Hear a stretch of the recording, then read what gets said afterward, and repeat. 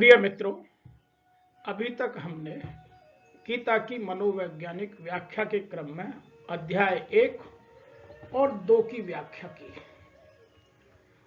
2 में भगवान श्री कृष्ण ने अर्जुन के उन चारों प्रश्नों का उत्तर दिया जो अर्जुन ने उनसे जब वह कर्म संन्यास की बात कर रहे थे, अपने आप को आत्मज्ञान की बात कर रहे थे, तब अर्जुन से वो प्रश्न पूछा था कि आत्मज्ञानी कैसे उठता है, कैसे बैठता है, कैसी बातें करता है, उसके क्या लक्षण हैं। उन सब के उत्तर दिए और उत्तर देकर वो शांत हो गए। उन्होंने कहा कि ठीक है, लेकिन अर्जुन ने ज्ञान और कर्म की श्रेष्ठता के विषय में अर्जुन के मन में शंका हो गई, क्योंकि वहां उन्होंने ज्ञान और कर्म दोनों की व्याख्या की और ज्ञान को कर्म से बेहतर बतलाने की।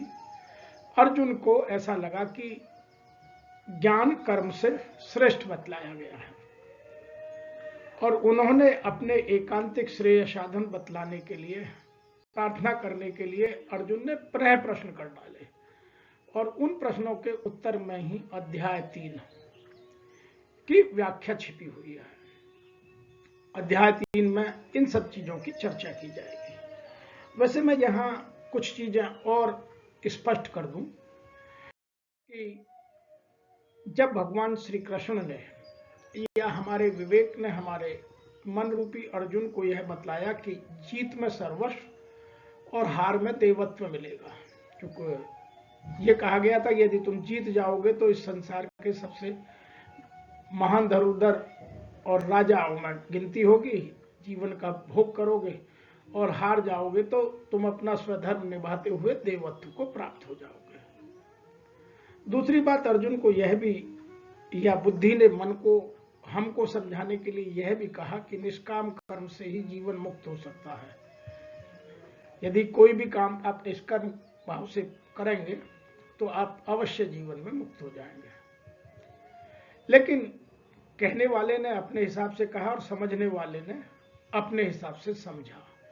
जैसे क्लास में एक टीचर सभी बच्चों को एक ही भाषा में, एक ही लहजे में, एक ही समय में पढ़ाता है, लेकिन सभी बच्चे अपने अपने अनुभव से, अपने ज्ञान के आधार पर, अपनी बुद्धि के आधार पर, अपनी तत्परता के आधार पर, अपनी अटेम्प्टिवनेस जो क्लास में होती है, अटेंटिवनेस, उसके आधार पर कितना समझते हैं वह सबके लिए भिन्न भिन्न होता है। ऐसे ही यहां श्री कृष्ण जी ने अर्जुन को समझाया, लेकिन अर्जुन को ऐसा लगा कि कर्म योग से ज्ञान मार्ग सरल है।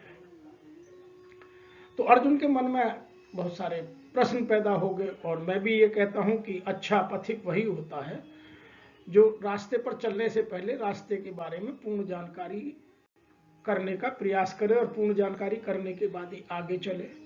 तो वही मनोदशा यहाँ हमारे मन की, बुद्धि के सामने सदैव रहती है।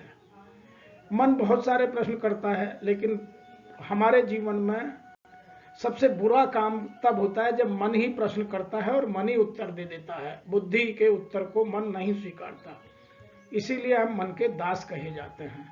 और अच्छा पथिक वह होता है जो दूसरों से प्रश्न कर उत्तर जानने की कोशिश करे और फिर उस रास्ते पर चले।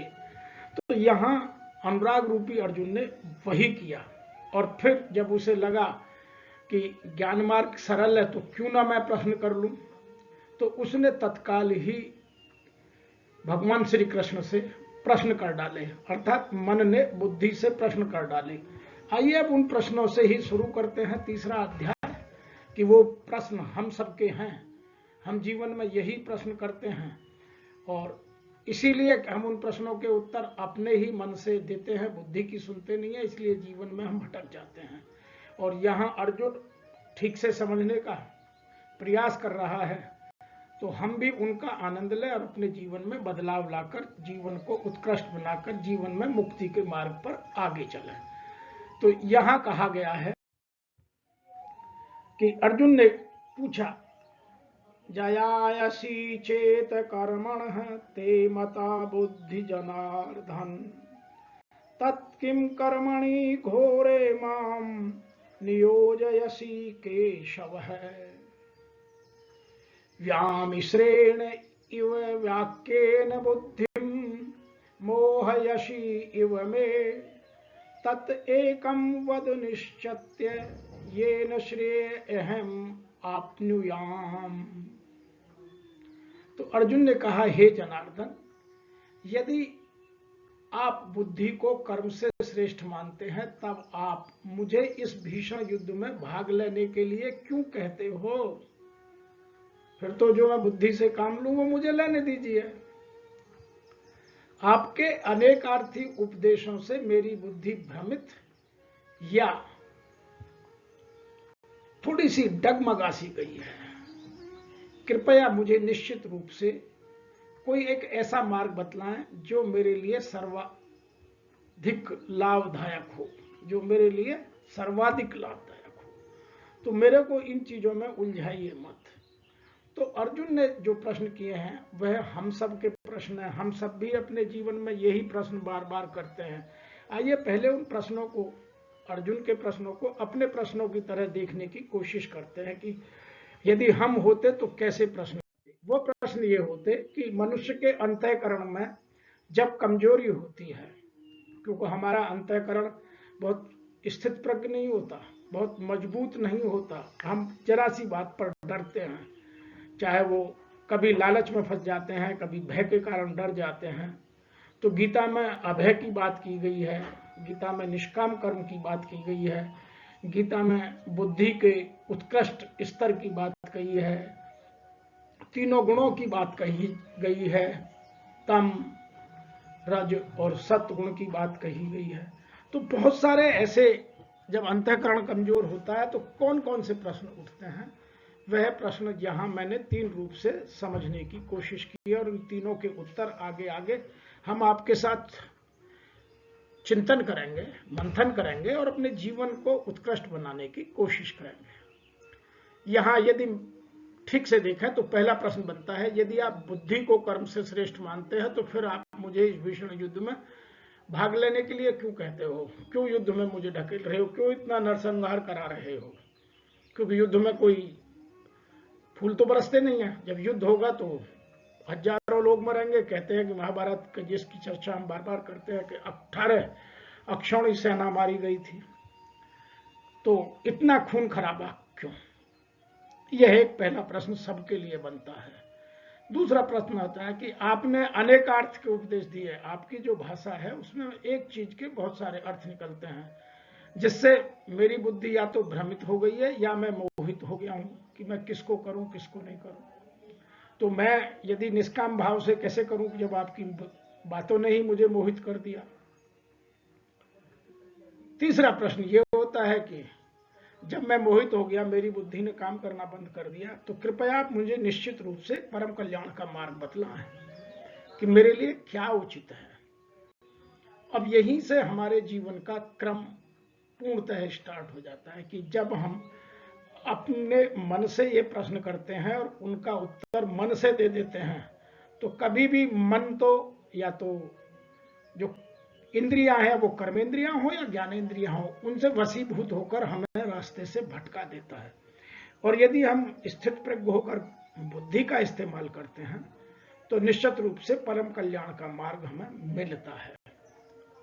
लेकिन हमारे जीवन की व्यथा यही है कि हम बुद्धि की नहीं सुनते, हम सुनते केवल मन की हैं और मन को सदैव इंद्रियां घेरे रहती हैं। कभी कोई कर्मेंद्रिय, कभी कोई ज्ञानेंद्रिय अपना अपना प्रभाव दिखाती रहती है। अतः मन कभी भी उचित निर्णय लेने के लिए सक्षम नहीं बन पाता। उचित निर्णय सदैव बुद्धि लेती है और जब हम बुद्धि से काम करते हैं तभी हम आगे बढ़ पाते हैं। अन्यथा मन के चक्कर में तो हम इस माया में उलझते चले जाते हैं और यही हमारे जीवन के उलझाव का सबसे पहला कारण है। और इसी का उत्तर देने के लिए हमें गीता को बार बार पढ़ना चाहिए ताकि हमारे अंतःकरण के सारे भ्रम दूर हो जाएं और हम अंदर से बहुत मजबूत हो जाएं। यह बात एक और भी कह दूं मैं कि गीता कोई दुनिया को समझने का ग्रंथ नहीं है। गीता स्वयं को समझने का और स्वयं के अंतःकरण को मजबूत करने का ग्रंथ है। गीता बाह्य समाज की संरचना में योगदान नहीं करती। गीता आपके अंतःकरण को स्वच्छ, स्पष्ट, निर्मल, मजबूत, निडर बनाने का काम करती है। उनमें आए सब विकारों को मिटाने का काम करती है। अतः गीता को ठीक से पढ़ना, अपने जीवन में उतारना और अपने जीवन को उत्कृष्टता की ओर ले जाने का ही हमारा मेन उद्देश्य होना चाहिए। जब तक हम इस उद्देश्य को इस तरह से समझकर अपने जीवन में बदलाव नहीं लाते, तब तक हमारे जीवन में कोई भी बदलाव नहीं आता। आज इतना ही, फिर आपसे आगे के श्लोकों में जो उत्तर मिला है उनकी चर्चा करेंगे और फिर इस यात्रा को, इस चिंतन यात्रा को आगे बढ़ाते हुए आपके साथ आगे की यात्रा को सुगम बनाते हुए जीवन को उत्कृष्ट बनाने का प्रयास करेंगे। मुझे बहुत खुशी होती है जब आप लोग हमें प्रश्न भेजते हैं और एक एक कर हम उन सब प्रश्नों के उत्तर देते हैं। आपको भी यदि कोई लगता है तो आप हमें अवश्य लिखिए। मैं और मेरी संस्था डूअर्स पैराडाइज फाउंडेशन इस काम को आगे बढ़ाने में आपके सदैव साथ हैं।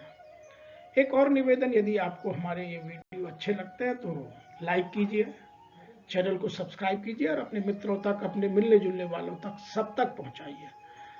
इतनी सरल व्याख्या इतने सरल शब्दों में करने का हमारा जो प्रयास है वह आप सब तक गीता के ज्ञान को यथार्थ रूप में आप तक पहुंचाने का है कि आप उसे सरल से सरल समझकर अपने अंतःकरण को स्वच्छ, निर्मल और मजबूत बनाकर अपने जीवन की उत्कृष्टता लाएं और जीवन को इस जन्म मरण के चक्कर से मुक्त करने का पूर्ण प्रयास करें।